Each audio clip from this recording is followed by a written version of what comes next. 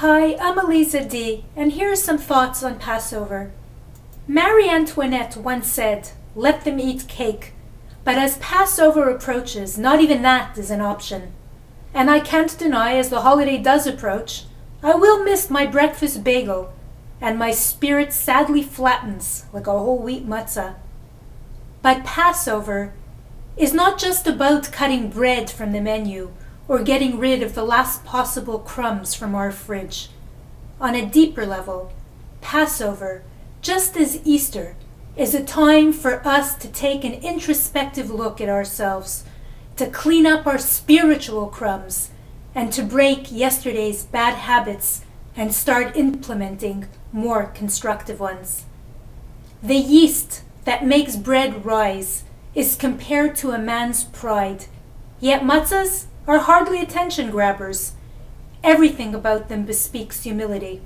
And quite frankly, matzahs symbolically are a needed reminder to my people who, often bloated by their own success and pride, forget that at any moment history can take the air right out of them. The destiny of a Jew can pivot in a second. Repeatedly, Jewish history has shown us that Jews can be up one day and under the heel of its enemy the next. One day Joseph was the viceroy of Egypt, and the Jews by affiliation were regarded as the heroes of Egypt. That is, until they were rendered the slaves of Egypt. German Jews were also respected citizens of their beloved Deutschland until they were cremated and gassed to death. And though today Jews have it good, we must remain forever aware that we are Jews. Anti-Semitism has now reached pre-World War II levels, and having it good is not a couch Jews should get too comfortable on.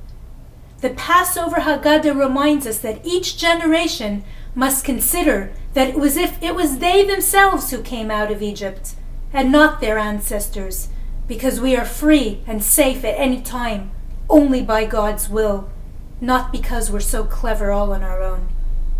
So what is the reason that God's chosen people historically has had to go to sleep at night with their running shoes on? Well, you can find that answer by interviewing every person in a nation who ever persecuted the Jews. But that can be a challenging task. Or more simply, you can open up Deuteronomy 6:3 where it says, "And you shall hearken, O Israel, and be sure to perform, so that it will be good for you.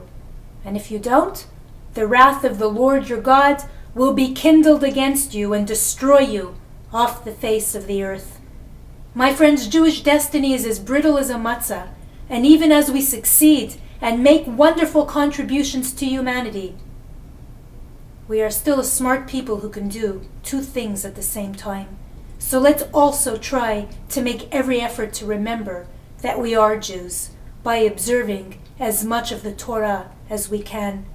Yes, for 7 days I will miss my bagel, but at the end of the day, at the center of that poppy-seeded symbol of pride is a big fat zero, and it's time for our people to remember who really is buttering their bread.